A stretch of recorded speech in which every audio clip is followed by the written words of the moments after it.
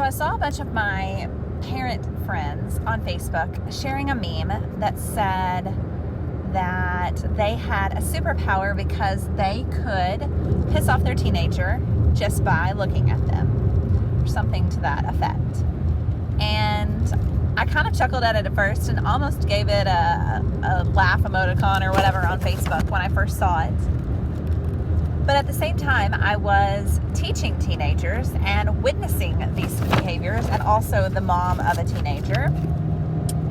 And I just happened to be teaching a lesson on the benefits of sleep and how much sleep my teenagers needed.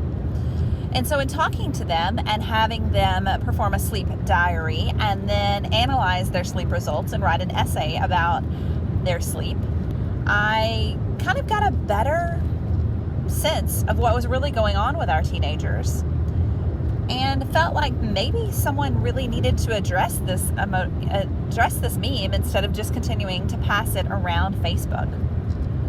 So I started doing some research on sleep, and that led me to research on stress, and that led me to research on meditation, and that led me to research on willpower and motivation. And motivation is really the area that I am the most interested in. And so then it was like a black hole, and I could have looked at this research forever. But it was just interesting to me how everything linked back to this common denominator of sleep. So when we're stressed, we have more sick days. So this even applies to our kids. And I think that maybe stress in our teenagers and in our youth is a concept that isn't talked about enough. As parents and as adults in the workforce especially, we feel very stressed. We're trying to balance being a spouse and a parent and an employee or a supervisor. And most of us are working side hustles at the same time. And so we feel stressed and probably so consumed by our own stress that we feel like we're doing good just to make sure that we're keeping our teenagers alive and not getting fired from our jobs and not having our spouses leave us, that we don't take time to consider the stress that other people in our lives might be feeling, and particularly our teenagers. They're just as stressed as we are. And part of it stems from a overstimulation and involvement and this concept in society where our students needed to be doing more, and they need to be doing better, and they needed to be doing it at a younger age. And I have been continually amazed at the stress that our teenagers feel about making grades and making it into college. And so even at 8th grade, our students are being asked to pick their college major and set on a pathway to already guide them toward their career. And while don't get me wrong, there's still some adjustment in there, and they can change their minds, but I still think that that's really young to know what you want to do when you grow up and what you want to be for the rest of your life. Heck, I'm almost 40 and I'm still trying to figure it out. So our kids in the 8th grade have to pick a career and start taking coursework and finding their programs around that concept. And so then they're already getting talked to about thinking about getting into college and what their aspirations are going to be and the courses that they need to take and how much extracurricular involvement they have to be able to put on their transcript to get into the colleges. And so there's so much stress. And if you have studied leadership, motivation, or coaching at all, you've probably heard of John Wooden, the famous UCLA basketball coach. And he has this amazing pyramid of success. And in that, nowhere are grades or GPA or how many extracurricular activities you're involved in. And it's definitely more about life lessons. And his pyramid actually stemmed from the concept that he saw in his students, not coaching, but teaching, where they had so much pressure to excel and to make grades. And even we've now seen grade inflation happening in college because kids feel like they have to get an A, whereas the average grade in college used to be a C or a B. Now it's A's. Totally different subject that I could go off on a tangent about. But so our students feel this pressure and this stress, and it starts in the 8th grade and it carries forward with them. When I even noticed this when I started teaching yoga at a college setting, that students were taking my college class not for the stretching or for the workout or to burn calories, which is what I thought the students would be in the class for, but instead they were taking it for the meditation and the mindfulness and the stress release. it was pretty surprising to me because I had never even heard of meditation or mindfulness when I was in the 9th grade or in the freshman year of my college career. So our kids are stressed, and so when they feel stressed, they have more sick days. We're seeing that where our kids are sick, they're getting injured more frequently. Their productivity goes down. So now that's just adding to this stress cycle where they're too tired to do what they need to do.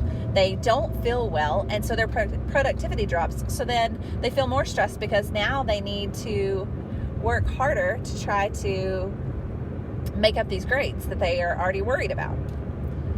So we've got this never-ending vicious cycle of stress, illness, lack of productivity. Then we have to stay up later to try to get it all done because we're overly involved. We've got school all day. We have after-school practice. We have extracurricular activities. We have to go home and do homework. We have to do our chores, and we're not getting into bed in time to get the required 7 to 8 hours of sleep, or necessary 7 or 8 hours of sleep.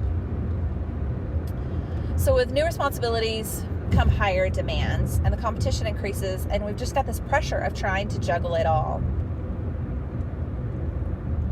But when our teenagers are happier, healthier, and less stressed out, our families are happier, healthier, and less stressed out, and we have better performance at school, so our teachers are happier. So it's this ripple effect where if we can take care of our teenagers, it can impact the happiness and healthiness of everyone that's involved with them. And a few key things can really impact their stress levels and their sleep performance. So number one is meditation. Meditation has the most amazing benefits, and it doesn't have to be crystals and beads and incense and chanting. And I think originally that's how people viewed meditation, but even just a few quiet minutes, like I was definitely never the kid that was a fan of nap time. And maybe even your child is still that way. They don't take naps. But what if you just had them take 5, 10, 15 minutes of just quiet downtime? So no electronics, no technology, no stimulation, no caffeine, and no anything. You just let them be quiet and be still for a few minutes. It's amazing how quickly the brain can rebound and come back and regenerate. It can make them more creative, so they can solve complex problems with more creative solutions, so they can do their homework better. They can figure out how to get through these situations that they're in. It also increases their willpower. So they're, when they act out, that's actually an indicator of their lack of willpower. So if we can increase their relaxation, if we can focus their brains with a few minutes of meditation, then we can control those acting out behaviors, or maybe not control, but we can put a child in a better situation where they can utilize their willpower to overcome the desire or the impulse to have these acting out moments. They're going to have stronger willpower to make better decisions and to make better choices.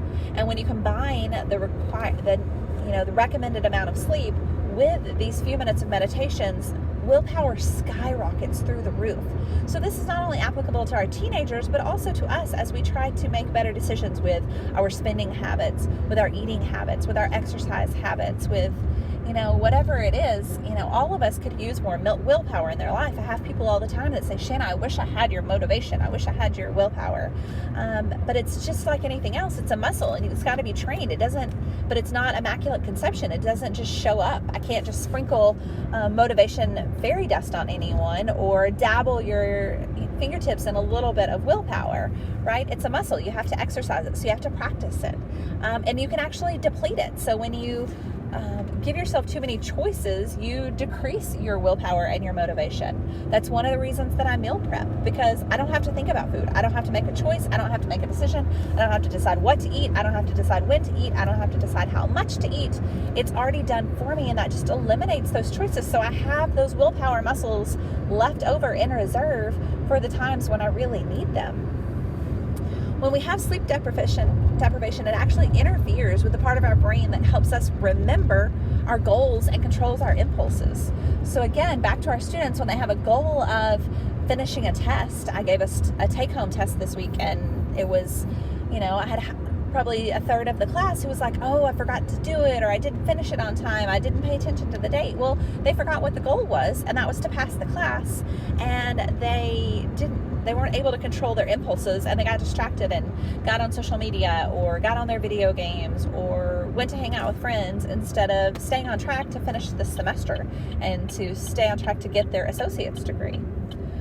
So when we have sleep-deprived situations, we use up our willpower, we lose sight of our goals, and we can't control our impulses. So we talked about the combination of meditation and sleep, but the combination of meditation and exercise is just as powerful, or more so, where it makes our brain more efficient at these self-control systems.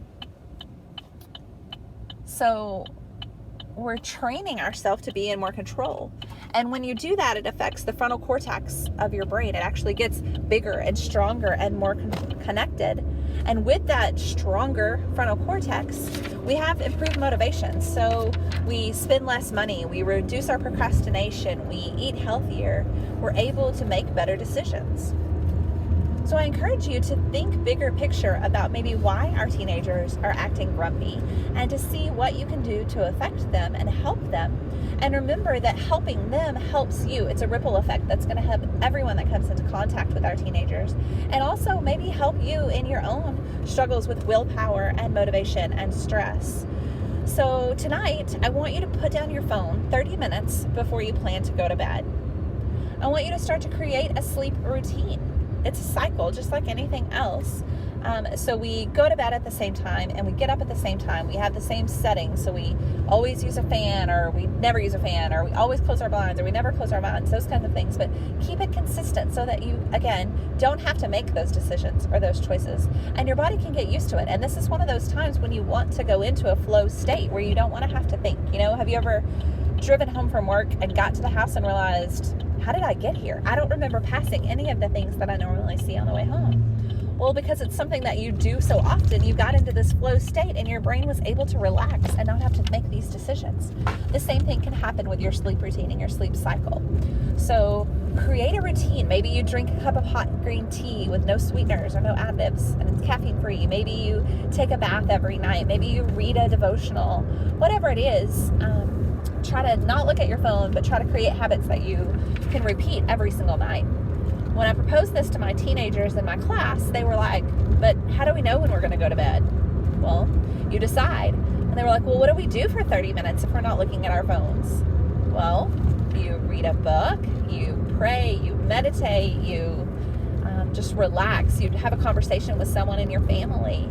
Anything that isn't overly stimulating and allows you to kind of take a breath and just exhale and relieve some of the tension that you have built up from the day. And then I encourage you to make exercise a daily habit, even if it's not an intense, all-out, hardcore workout. That doesn't have to be what it is. Maybe it's a 15-minute walk, which is something I've started adding. My husband decided that he would join me for my evening strolls and wanted to rib me a little that he kicked in harder in the last few meters and beat me to the finish line.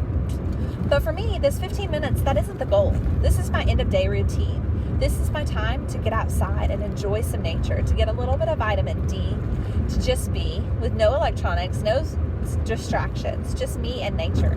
I live out in the country, and I get to enjoy the wildflowers in the countryside, the cattle grazing in the pasture, the sunset going down over the hills, the sound of the wind and the birds chirping, the fresh air, the lack of people around. So I just encourage you to try a few of these things and see if they improve your sleep habits.